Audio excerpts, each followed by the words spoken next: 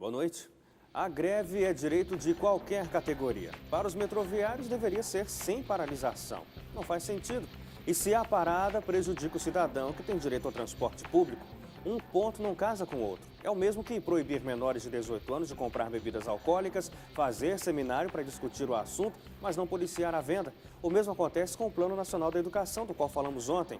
Há um plano, mas como será cumprido? E se não for cumprido, o que vai acontecer? Nada.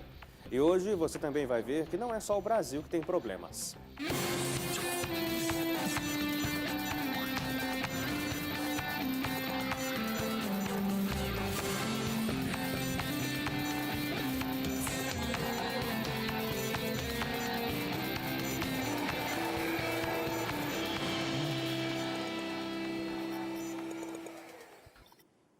Quase 4 milhões de paulistanos foram afetados hoje pela greve dos metroviários, que atingiu mais de 30 estações. Na parada Corinthians Itaquera, a que fica mais próxima ao estádio de abertura da Copa do Mundo, houve depredação. Os passageiros ainda contavam com o funcionamento do trem, que só foi normalizado no fim da manhã. A audiência de conciliação terminou sem acordo. Agora à noite tem assembleia para decidir a continuidade da greve. Os reflexos foram sentidos por toda a cidade. O rodízio foi suspenso e foram 209 quilômetros de lentidão no trânsito de manhã, recorde para o período. A ONG Anistia Internacional entregou hoje ao Palácio do Planalto e ao Congresso Nacional um abaixo-assinado pelo direito a protestos no Brasil durante a Copa do Mundo. A Anistia Internacional cobra das autoridades brasileiras o controle do uso indevido da força policial durante protestos na Copa do Mundo. E também chama a atenção para movimentos no Congresso que visam a criação de leis com punições mais duras a manifestantes. O presidente sírio Bashar al-Assad venceu as eleições presidenciais no país. Com 88,7% dos votos, Bashar al-Assad vai governar a Síria pela terceira vez. Milhares de pessoas foram às ruas comemorar o resultado e o primeiro-ministro do país afirmou que o pleito representa um exemplo para o mundo.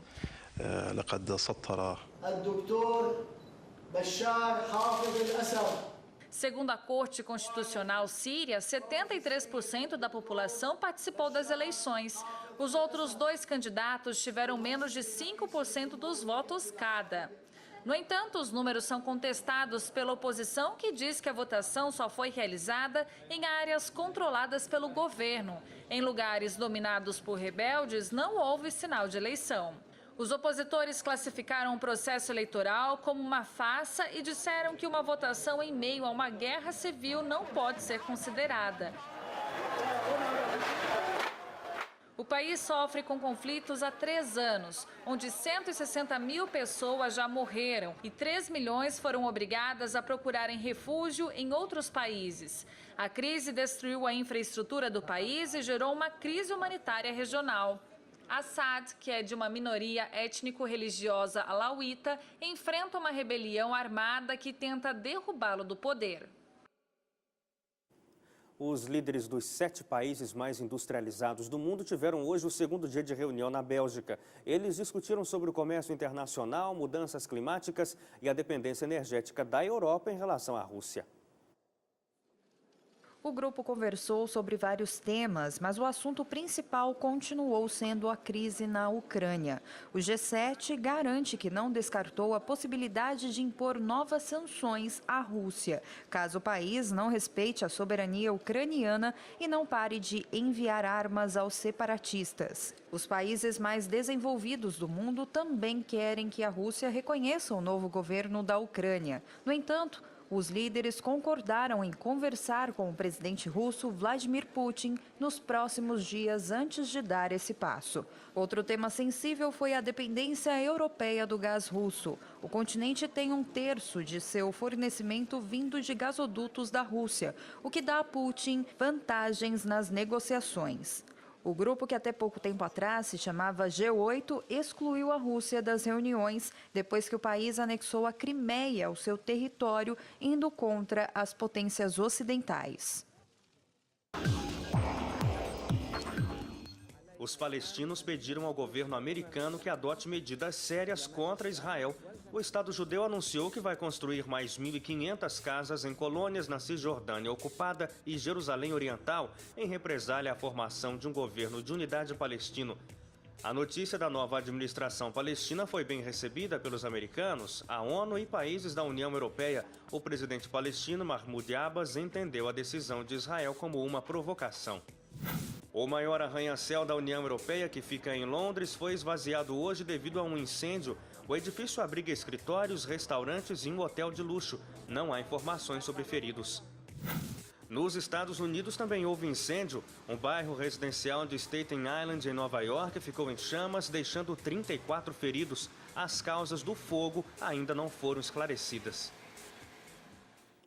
O Brasil tem a terceira maior população de presos do mundo. São mais de 700 mil, contando com as prisões domiciliares. Os dados foram divulgados pelo Conselho Nacional de Justiça.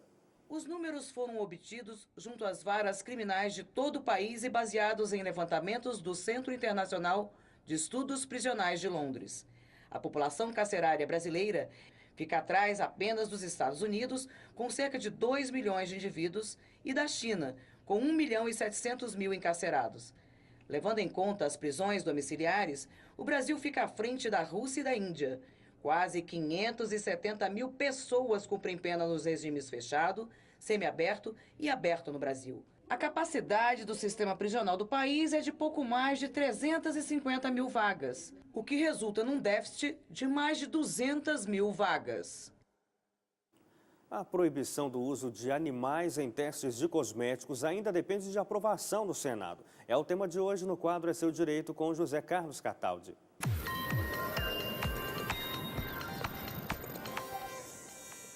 Amigos, esse projeto do deputado Ricardo Izar, do PSD de São Paulo, versando sobre coisa tão sensível, né, que é a integridade de seres tão próximos de nós como os cães, foi inspirado naquela heróica invasão do Instituto Royal, em que militantes da defesa dos animais entraram no laboratório e libertaram cães que vinham sofrendo com a testagem de produtos de beleza. Tamanha futilidade, né? E a gente já tendo ultrapassado aí coisas muito mais importantes em termos de conquistas, até no espaço sideral, ainda tem que fazer uma lei para disciplinar esse uso para coisas tão banais, tão espúrias, né? Para produto de beleza, coisa realmente pequena, fazendo um sacrifício tão grande. Vai ter multa, se aprovada no Senado, de R$1.000 a R$500.000 para quem insistir em fazer cobaiagem com animais e, sobretudo, cães, aqueles tão lindos cães da raça Beagle. Agora são 7h08 pelo horário de Brasília e a seguir, Câmara aprova seminário sobre venda de bebidas alcoólicas a jovens. Voltamos já.